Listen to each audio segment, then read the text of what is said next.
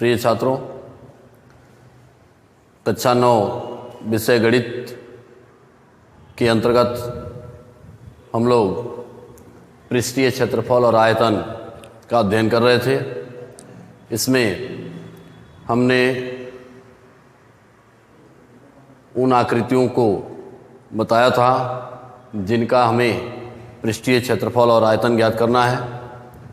तो हम इसमें घन, घनाभ, बेलन और फिर बेलन में हमने ठोस बेलन, खोखला बेलन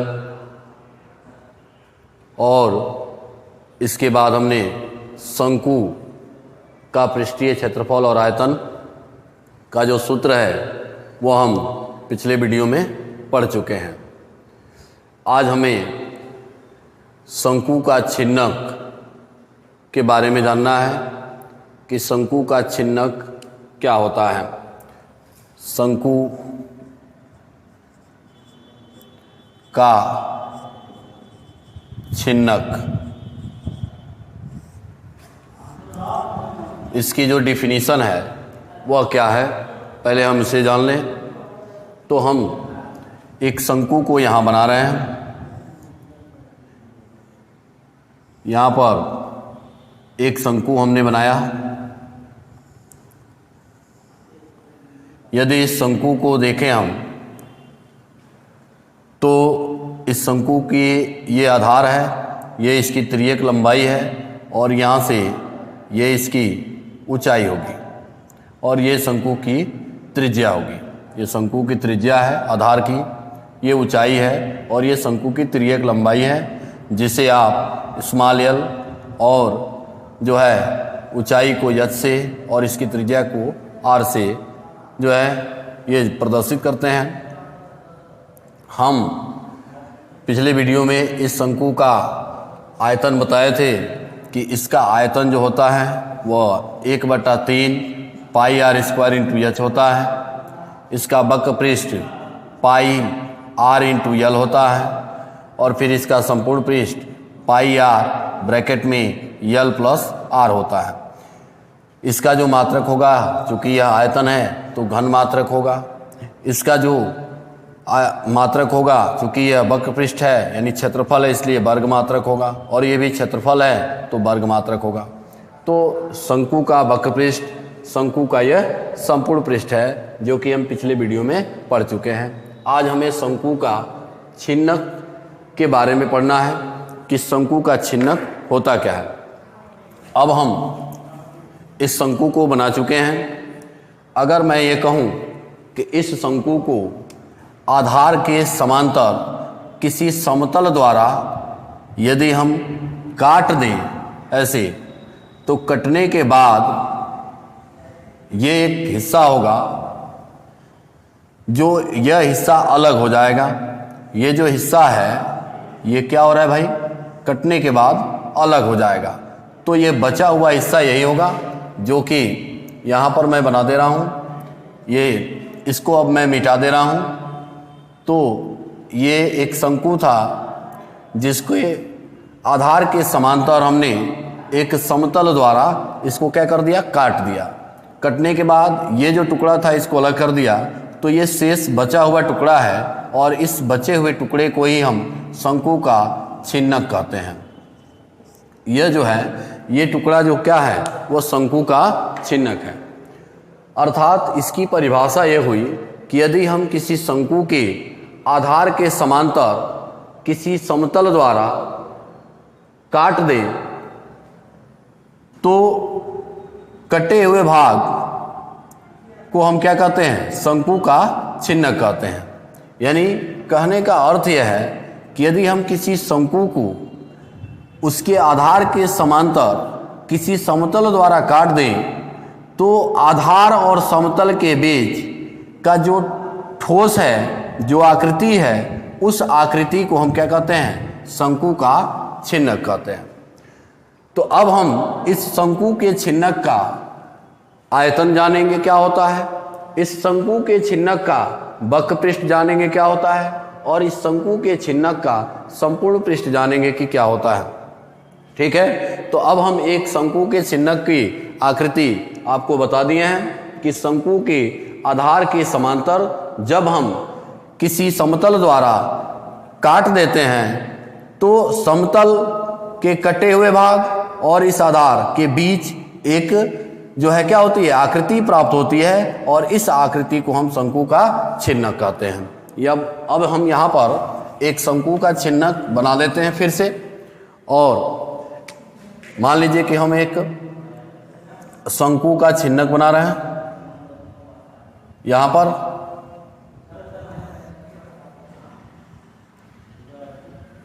एक शंकु का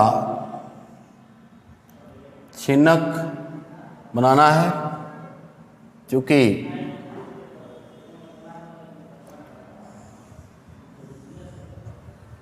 यहां से हमने काट दिया तो कटा हुआ भाग इसको अब हम अलग कर देते हैं, और ये जो आकृति दिख रही है ये शंकु का छिन्नक है। ये शंकु की छिन्नक है। ये शंकु की छिन्नक की ऊंचाई हो जाएगी। इसे हम क्या कहेंगे, छिन्नक कहेंगे। ये हमारी कंप्लीट एक तरह से आकृति हो गई।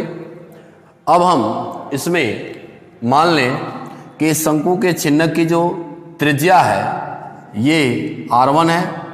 यहाँ पर देखिए ये भी एक शंकु के छिन्नक की ही त्रिज्या है। इस त्रिज्या को हम R2 मान लेते हैं। ये R2 है, और इस शंकु के छिन्नक की ये तिरछी लंबाई को मान लिया हमने L है, और इसकी जो ऊंचाई है वो मान लिया हमने H है।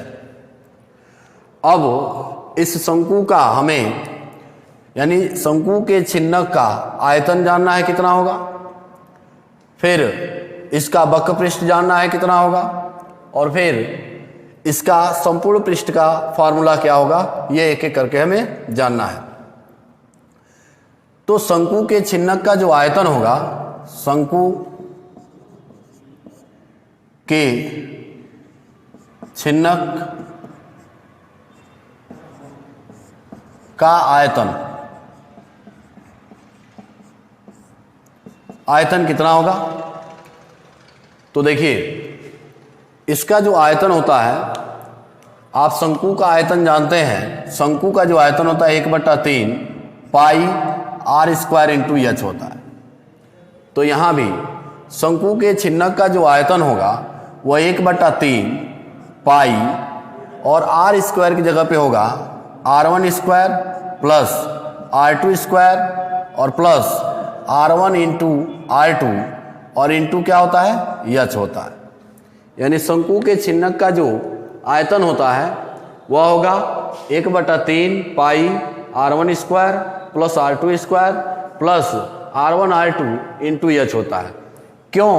क्योंकि यह R1 है तो ये क्या है, R2 है। और एक चीज़ आप इसमें ध्यान रखेंगे कि जो भी मैं इस फार्मूले को बता रहा हूँ उसमें जो कंडीशन है वह है कि R2 जो है या R1 जो है वह ग्रेटर देन है R2 के, यानी इस R1 का मान R2 से क्या है, बड़ा है। और उस स्थिति में हम इस शंकु के छिन्नक का आयतन का फार्मूला लिखे हैं कि 1/3 पाई R1² plus R2² plus R1 into R2 into H, यानी केवल R² की जगह पे क्या होगा, R1 का स्क्वायर प्लस R2 का square plus R1 into R2 होता है। इसके बाद हमें पढ़ना है शंकु के छिन्नक का वक्र पृष्ठ, यानी शंकु के छिन्नक का वक्र पृष्ठ। वक्र पृष्ठ क्या होगा भाई, तो शंकु के छिन्नक का जो वक्र पृष्ठ है वो हमें जानना है। तो यहाँ पर क्या होता है कि शंकु का जो वक्र पृष्ठ होता है वो होता है पाई R इंटू L, ठीक है ना। तो यहाँ पर क्या होगा भाई, पाई R की जगह पे होगा R1 plus R2 I into L हो जाता है। यहाँ पर क्या कर देंगे, पाई R1 plus R2 into L कर देंगे। यहाँ पर सीधे सीधे इस शंकु का वक्र पृष्ठ का मतलब हुआ इस शंकु के बाहर के पृष्ठ का क्षेत्रफल। अब इसके बाद हमें जानना है कि शंकु का छिन्नक का संपूर्ण पृष्ठ, यानी शंकु के छिन्नक का संपूर्ण पृष्ठ कितना होगा, यानी शंकु के छिन्नक का संपूर्ण पृष्ठ कितना होगा भाई। तो इसके पहले भी हमने शंकु का जो, अगर मान लीजिए कोई शंकु जिसकी त्रिज्या r है, ऊंचाई h है और तिर्यक लंबाई l है, तो उस स्थिति में मैंने शंकु का आयतन बताया था कि 1/3 पाई r स्क्वायर इंटू h। इसका वक्र पृष्ठ हमने बताया था कि पाई r l, और संपूर्ण पृष्ठ हमने बताया था कि क्या पाई r ब्रैकेट में l प्लस r, यही ना बताया था हमने। तो इसका गुणा करा दीजिए, इसका गुणा कराएंगे तो होगा पाई r l और प्लस क्या होगा पाई r स्क्वायर, यही होता है यहाँ पर अगर गुणा कराते हैं। तो इसी का हम यहाँ पर प्रयोग करेंगे कि जब हम शंकु के छिन्नक का संपूर्ण पृष्ठ लिखते हैं तो देखिए पाई r l, इसका मतलब हुआ पाई r की जगह पे क्या होगा भाई r1 plus r2 into l, और प्लस क्या होगा पाई r1 का स्क्वायर और प्लस पाई r2 का स्क्वायर लिख देते हैं। यहाँ पर यही होगा कि पाई r1 का स्क्वायर प्लस पाई r2 का स्क्वायर। तो ये हो गया शंकु के छिन्नक का संपूर्ण पृष्ठ। तो आपने बच्चों देखा कि हमने जिस फार्मूले को लिखा है वो यही है कि शंकु का छिन्नक का आयतन कितना होगा। तो शंकु के छिन्नक का जो आयतन होगा, यदि कोई शंकु का छिन्नक आपके सामने दिख रहा हो जिसमें उसके आधार की त्रिज्या r1 हो, शीर्ष पर बने वृत्ताकार भाग की त्रिज्या r2 हो, उसकी ऊंचाई h हो और इसकी तिर्यक लंबाई यदि l हो, तो उस स्थिति में हम शंकु के छिन्नक का जो आयतन होता है वह होता है 1/3 पाई r1 square plus r2 square plus r1 r2 into h होता है। चूंकि यह आयतन है तो इसका भी मात्रक क्या होगा घन मात्रक होगा। फिर शंकु के छिन्नक का वक्र पृष्ठ हमें जानना है, तो शंकु के छिन्नक का जो वक्र पृष्ठ होगा वो पाई r1 plus r2 into l होता है। और शंकु के छिन्नक का जो संपूर्ण पृष्ठ होगा, मतलब इसके बाहर के पृष्ठ का क्षेत्रफल धन इसके आधार पर बने वृत्त का क्षेत्रफल इसके शीर्ष पर बने वृत्त का क्षेत्रफल और धन इसके आधार पर बने वृत्त का क्षेत्रफल। यदि वक्र पृष्ठ के क्षेत्रफल में शीर्ष पर बने वृत्त का क्षेत्रफल और आधार पर बने वृत्त का क्षेत्रफल का योगफल करेंगे तो तब जाके होगा शंकु के छिन्नक का संपूर्ण पृष्ठ होगा, जो कि पाई r1 plus r2 into l plus pi r1 square plus pi r2 square कर देते हैं। तो ये शंकु के छिन्नक का संपूर्ण पृष्ठ क्या हो जाता है ज्ञात हो जाता है। अब इसके बाद हमारे पास एक ही आकृति अब बची हुई है और वो है गोला। तो गोले में भी हमें एक ठोस गोला पढ़ना है और एक खोखला गोला पढ़ना है। तो सबसे पहले हम ठोस गोला के बारे में जानते हैं कि एक ठोस गोला क्या होता है। इसको जानने से पहले मैं आपको इन दोनों आकृतियों के सूत्र को एक साथ कैसे याद करते हैं इसका तरीका बता देता हूं। जैसे मान लीजिए कि आपने यह देखा कि शंकु मतलब एक शंकु हमने बना लिया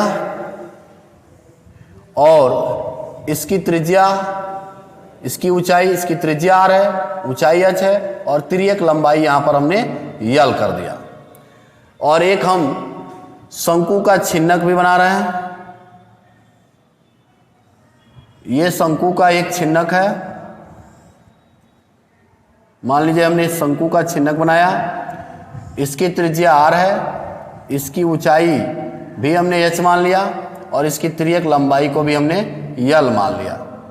ठीक है। अब देखिए हम यहाँ शंकु का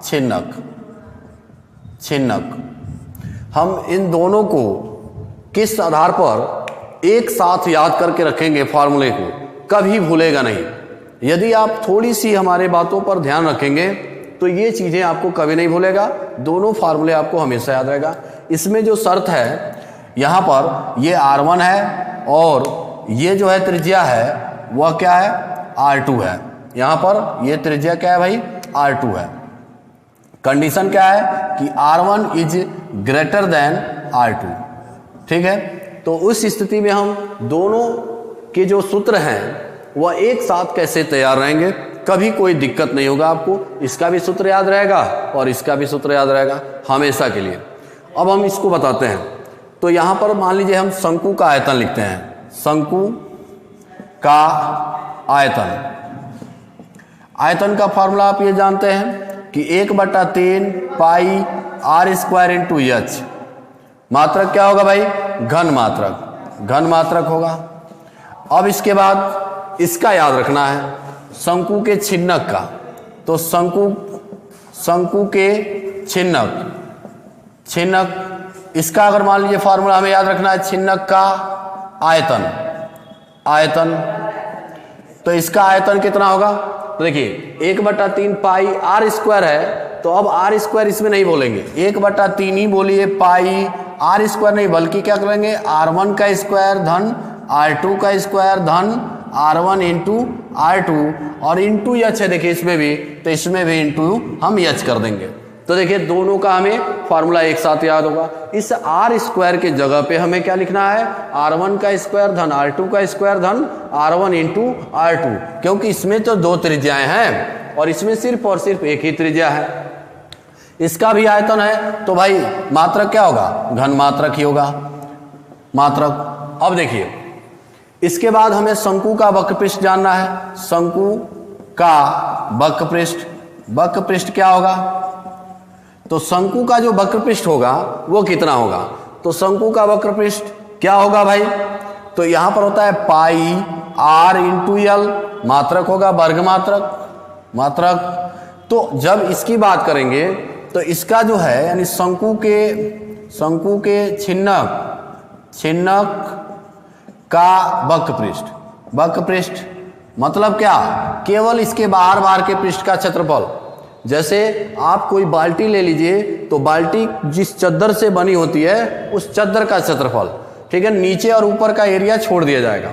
तो यहाँ पर इसका हमें लिखना है, तो देखिए पाई आर एल है, तो बस इसमें आर की जगह पे क्या कर देंगे हम, इसमें R1 प्लस R2 कर देंगे। तो पाई आर की जगह पर होगा R1 plus R2 into L है इसमें भी, देखिए इसकी भी त्रियक लंबाई एल है, तो यहाँ भी त्रियक लंबाई एल कर देंगे। मात्रक इसका क्या होगा भाई, वर्ग मात्रक होगा, वर्ग मात्रक, ठीक है बच्चों। अब देखिए इसके बाद शंकु का वक्रपृष्ठ हो गया, शंकु का संपूर्ण पृष्ठ का क्षेत्रफल कितना होगा, तो इसमें होता है पाई आर ब्रैकेट में एल प्लस आर, यही ना होता है, ये भी वर्ग मात्रक ही होगा, वर्ग मात्रक। अब देखिए इसमें हम इसको लिखने के लिए इसका गुणा करा लीजिए, तो इसका गुणा कराएंगे तो ये होगा pi R L plus pi R square होगा ना। तो इसके जगह पे R1 प्लस R2 और इसकी जगह पे R1 का स्क्वायर धन R2 का स्क्वायर कर देंगे। तो शंकु के छिन्नक का वक्रपृष्ठ कितना होगा, तो शंकु के छिन्नक का वक्रपृष्ठ देखिए कैसे लिखना है, पाई आर की जगह पे R1 plus R2, pi are की जगह पे R1 प्लस R2, ठीक है, और इंटू एल कर दीजिए प्लस, अब पाई आर स्क्वायर है तो इसका मतलब अलग अलग जुटेगा, तो यहां हो जाएगा पाई R1 का स्क्वायर प्लस पाई R2 का स्क्वायर। इस प्रकार हमने इन दोनों को जो है याद करने का तरीका क्या कर लिया, हमने सीख लिया। ये कभी भी आपको अगर ये याद है तो ये भी क्या रहेगा, याद रहेगा। अब इसके बाद हमें जो आकृतियां देखनी थी उसमें सिर्फ और सिर्फ एक आकृति बची हुई है, गोला। गोले में भी हमें दो तरह की आकृतियां पढ़ना है, ठोस गोला और खोखला गोला। तो हम यहाँ पर ठोस गोला की बात करेंगे कि ठोस गोला क्या होता है, ठीक है ना। अब देखिए ठोस गोला जो है इसकी पहले हम परिभाषा आपको बताते हैं।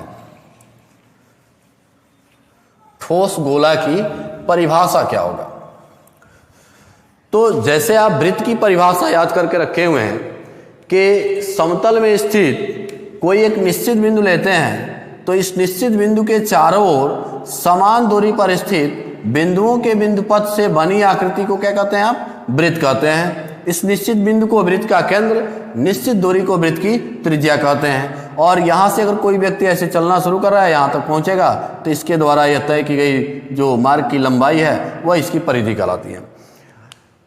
अब हमें पढ़ना है वृत्त नहीं, गोला। मैंने कहा था कि वृत्त 2 डायमेंशन होता है और गोला जो है वो 3 डायमेंशन होता है। वृत्त को समतल पर बना सकते हैं, जबकि गोले को हम समतल पर नहीं बना सकते हैं। गोले का आयतन होता है, जबकि वृत्त का आयतन नहीं बल्कि इसका क्षेत्रफल होता है। और गोले का आयतन भी होता है और उसके वक्र पृष्ठ का क्षेत्रफल भी होता है। तो यहाँ पर गोला की जो परिभाषा होगी वो यही होगी कि वायु में स्थित किसी निश्चित बिंदु के चारों ओर, मान लीजिए हमने कोई एक निश्चित बिंदु लिया, ठीक है, तो यहां पर मान लीजिए हमने एक निश्चित बिंदु लिया, इस निश्चित बिंदु के चारों ओर समान दूरी पर स्थित बिंदुओं के बिंदुपथ से, देखिए समान दूरी पर स्थित बिंदुओं के बिंदुपथ लीजिए, तो समान दूरी पर स्थित बिंदुओं के बिंदुपथ से बनी आकृति जो है त्रिविमीय आकृति को क्या कहते हैं हम? गोला कहते हैं। परिभाषा एक बार फिर सुनेंगे। वायु में स्थित किसी निश्चित बिंदु के चारों ओर समान दूरी पर स्थित बिंदुओं के बिंदुपथ से बनी त्रिविमीय आकृति को गोला कहते हैं। देखिए एक बीमी यह हो जाएगा, दूसरा यह होगा और तीसरा ऐसे होगा, ठीक है ना। यानी त्रिविमीय आकृति को हम क्या कहते हैं? गोला कहते हैं। परिभाषा एक बार फिर मैं बता देता हूं कि वायु में स्थित किसी निश्चित बिंदु के चारों ओर समान दूरी पर स्थित बिंदुओं के बिंदुपथ से बनी त्रिविमीय आकृति को क्या कहते हैं? हम गोला कहते हैं। अगर हम इस गोला को यहाँ पर फिगर के साथ बनाने का प्रयास करते हैं, हम यहाँ जैसे मान लीजिए हम बना देते हैं कि मान लीजिए कि एक हमने कोई गोला ऐसे बनाया, ठीक है ना, ये एक गोला है। तो देखिएगा गोले की संरचना इस तरह से मान लीजिए हमने बनाया, ये एक मान लिया हमने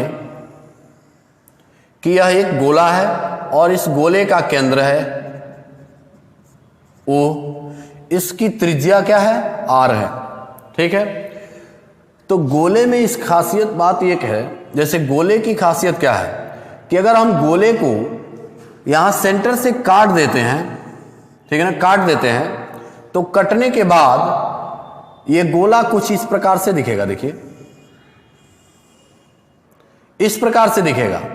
यानी आप किसी नींबू को काट दीजिए तो ऐसी संरचना क्या होती है? प्राप्त होती है। नींबू को काटने पर इस तरह की संरचना क्या होती है? प्राप्त होती है। तो इसका एक भाग हमने बना दिया, इसका एक भाग जब इसको रखेंगे तो इस प्रकार एक जो संपूर्ण आकृति बनेगी वो आकृति किसकी होगी? गोला की होगी, ठीक है। अब हम जो है इस गोले का आयतन कितना होगा? ठीक है, गोले का आयतन गोले का वक्र पृष्ठ और गोले का संपूर्ण पृष्ठ कितना होता है ये हम यहां पर पढ़ते हैं। तो हम गोले का आयतन निकालते हैं। पहले मान लिया हमने कि यहां पर एक यह गोला है, ये एक गोला हमने लिया,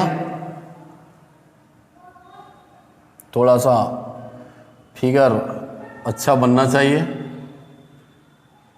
देखिए जिसका केंद्र O है और इसकी त्रिज्या हमने R लिया है, ठीक है, ये केंद्र है, केंद्र O त्रिज्या R है। तो इस गोले का आयतन यानी गोले का आयतन, देखिए गोले का जो आयतन होता है वह होता है 4/3 पाई R क्यूब। मात्रक जो होगा वो क्या होगा? घन मात्रक होता है। गोले का आयतन का फॉर्मूला क्या हो गया भाई?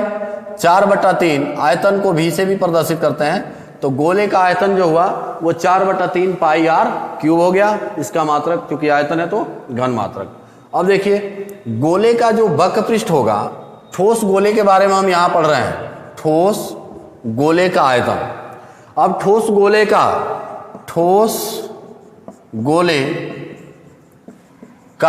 वक्र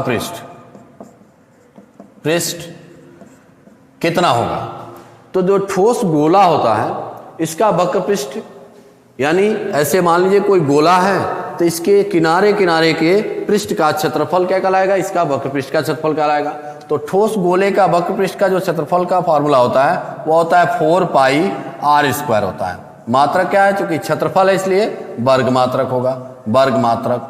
ठीक है, तो यहां पर हमने देखा कि गोले का आयतन 4/3 पाई आर क्यूब और ठोस गोले का वक्रपृष्ठ 4 पाई आर स्क्वायर होता है। एक चीज और यहां पर कंफर्म कर लीजिए, ठोस गोले का वक्रपृष्ठ ही ठोस गोले का संपूर्ण पृष्ठ होता है, अर्थात ठोस गोले का संपूर्ण पृष्ठ नहीं होता है, बल्कि ठोस गोले का वक्रपृष्ठ ही उसका संपूर्ण पृष्ठ कहलाता है। तो कभी कभी कोई यह व्यक्ति पूछे कि ठोस गोले का संपूर्ण पृष्ठ का फार्मूला बताइए, तो आप सीधे सीधे उसके वक्रपृष्ठ का ही फार्मूला बताएंगे, क्योंकि ठोस गोले का वक्रपृष्ठ ही ठोस गोले का संपूर्ण पृष्ठ कहलाता है। तो प्यारे बच्चों, हम इसके बाद की जो चीजें हैं वह अगले वीडियो में बताएंगे। तब तक के लिए धन्यवाद।